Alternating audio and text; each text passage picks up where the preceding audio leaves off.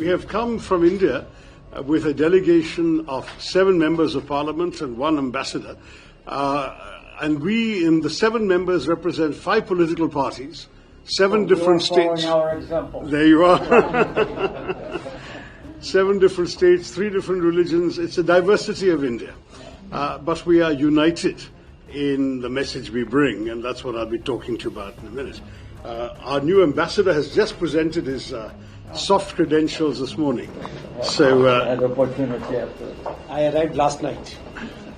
So we hope that he will be seeing more of you in the time to come. But may I briefly present my colleague, Mr. Bhuvaneshwar Kalita is a senior member of parliament from Assam in the northeast of India. Mr. Sarfaraz Ahmed is from Jharkhand in the east as well. Taranjit Sandhu is our former ambassador in Washington till last year. On the left is Ambassador Dinesh Bhatia. Then we have Tejasvi Surya, who is a member of parliament from Bangalore. To his left, Shashank Mani Tripathi, who is a member of parliament from a state that has more people than Brazil does. UP, Uttar Pradesh. I was trying to explain to my barber today, where I went, that India has about 1/3 of our territory, but 6 times our population. People, exactly. I envy your lack of density. And of course, hundreds and hundreds of years of civilization before Brazil was even known. That is true, sir. Very, very proud to recognize that. And finally, Harish Balyogi, who is from Andhra Pradesh, as you know, in the southeastern coast. So we represent, in many ways, the diversity of India. And the reason we have come is very much to seek greater sympathy and understanding on the part of our friends. And also countries that are not necessarily our friends, but you are in the high friends category, for our situation in recent months. In particular, the really, really serious attack on our country by terrorists in Kashmir, in a place called Pahalgam, on the 22nd of April. I must say that we saw the statement by Brazil. We were also very touched by President Lula telephoning our Prime Minister personally to express his concern and condolences. But as you know, in the couple of weeks that followed, absolutely no action was taken to bring the perpetrators to heel or even to look for them in Pakistan. We have identified 4 of them that crossed over from the other side, but there's absolutely no effort made. So finally the government decided it had to send a very strong message. And this is why on the 7th of May, India struck 9 terrorist bases. And I say this very carefully. You know also from your years at the United Nations, and I think this is the first time I'm seeing you in an Indian capacity. I've always met you as a UN official. Let me say that here we are looking at organizations listed by the 1267 Committee at the UN. These are organizations whose terrorist standing is not in doubt. They're also on the terrorist designate list of the United States government. And their headquarters, base camps. In the United Nations also.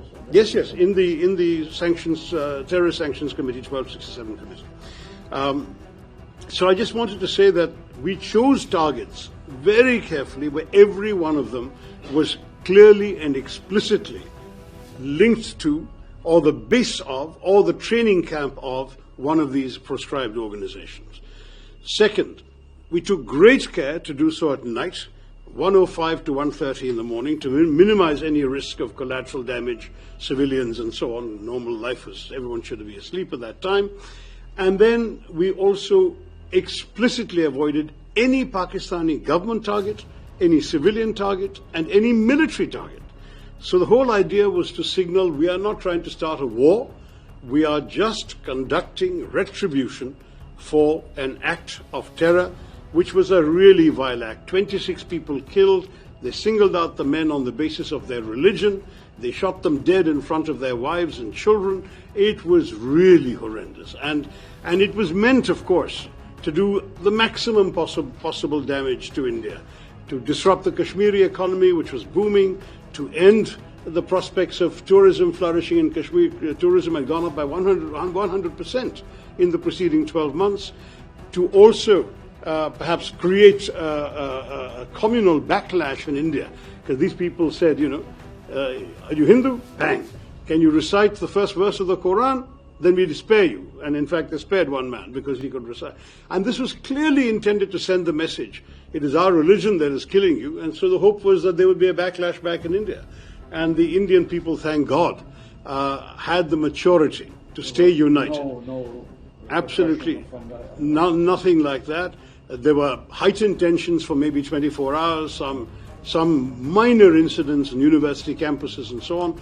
But thereafter, the whole country rallied behind. And in fact, once the operation started, you would be so impressed to see the strength of opinion of all sections. And in fact, I'm proud to say that every one of our parliamentary delegations going around the world has this diversity of religion I mentioned.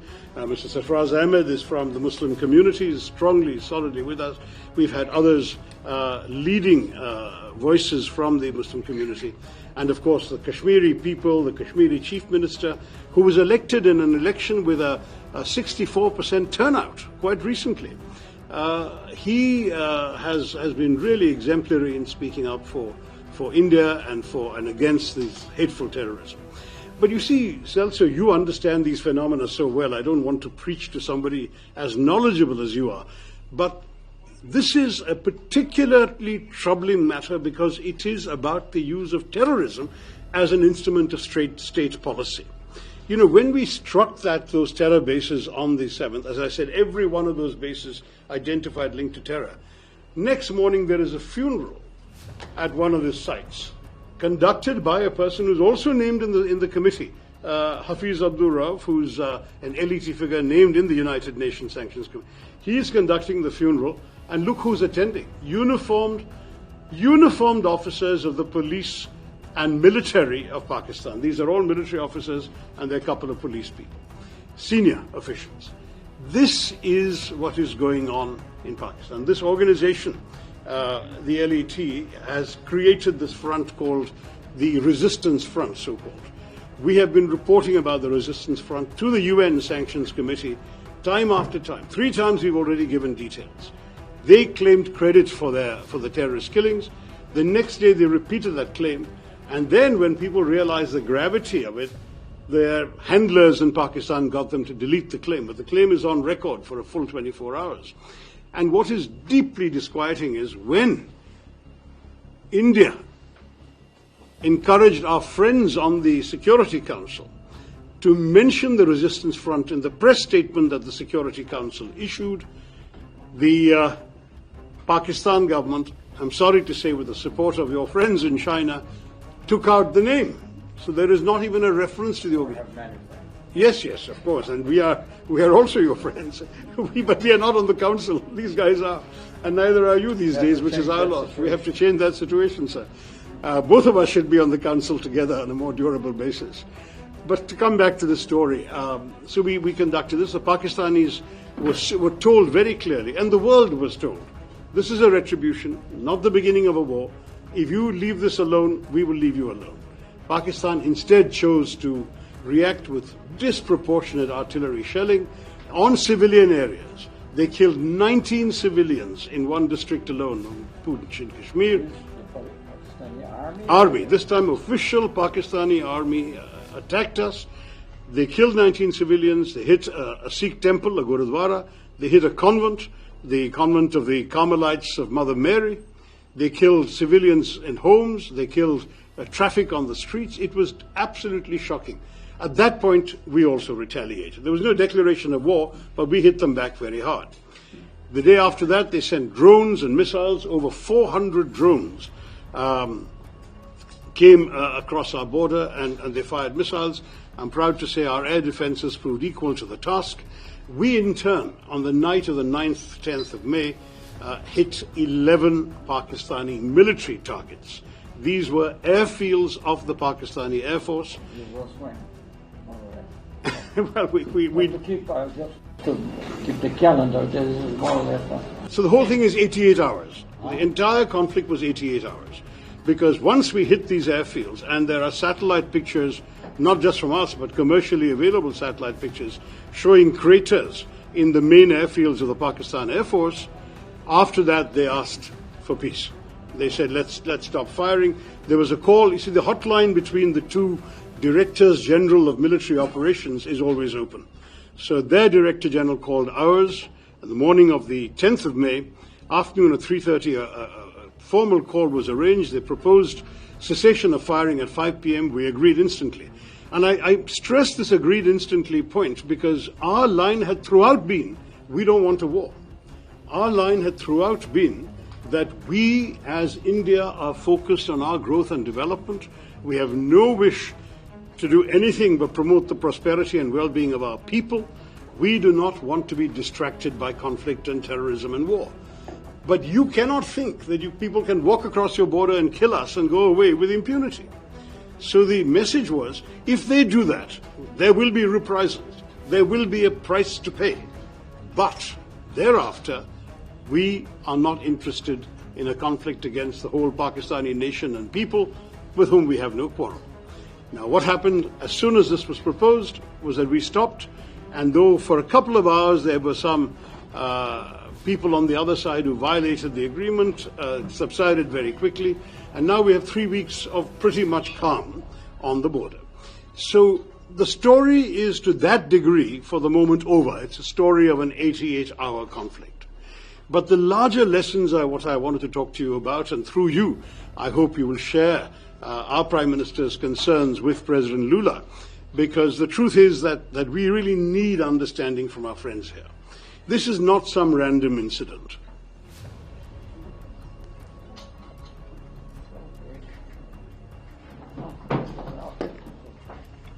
This is not some random incident, also. This is very, very seriously part of an organized effort by elements within Pakistan to systematically undermine the Indian state.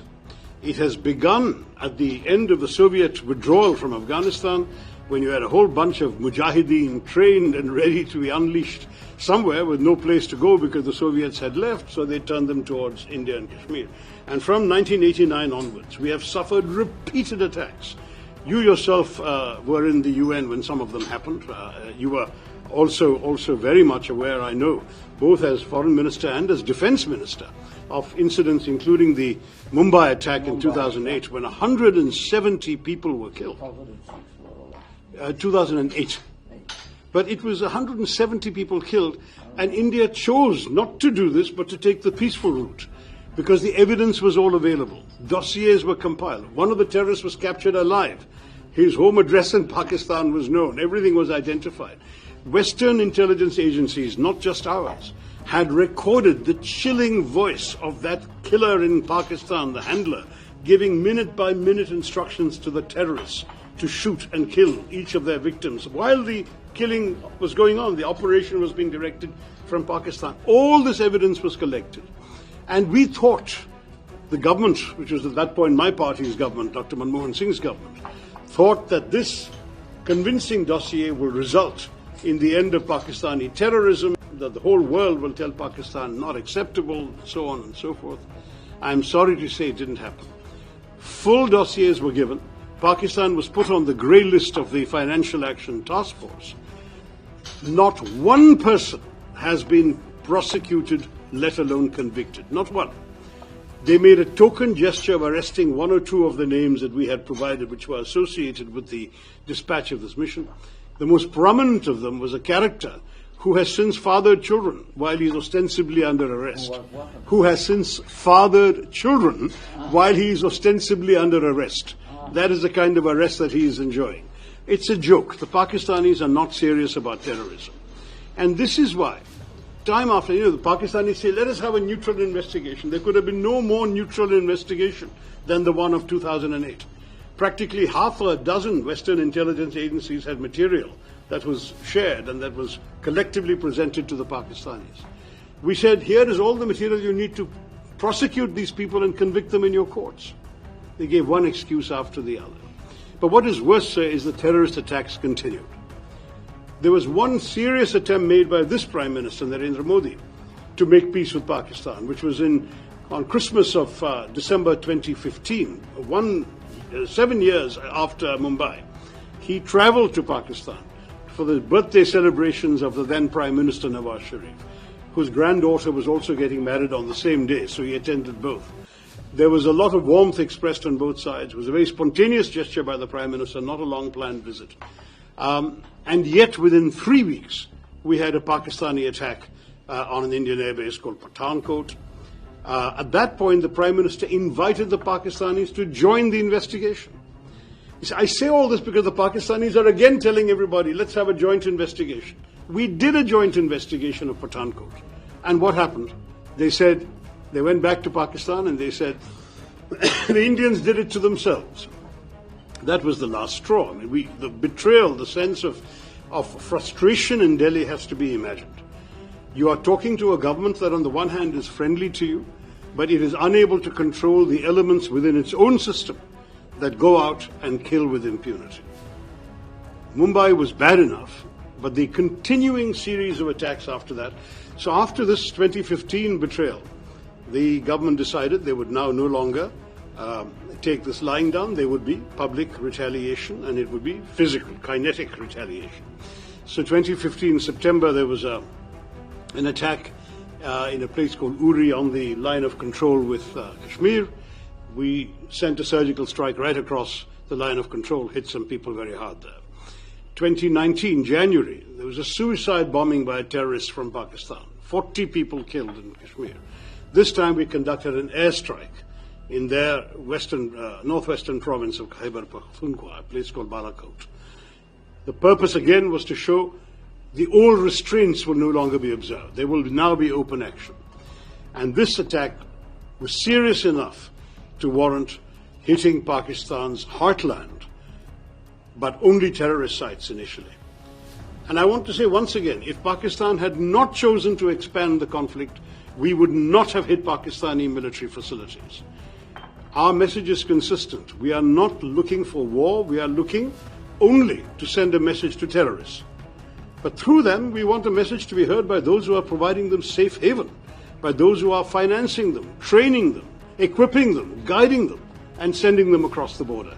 And those are people in Pakistan in very, quote-unquote, responsible positions who are doing this.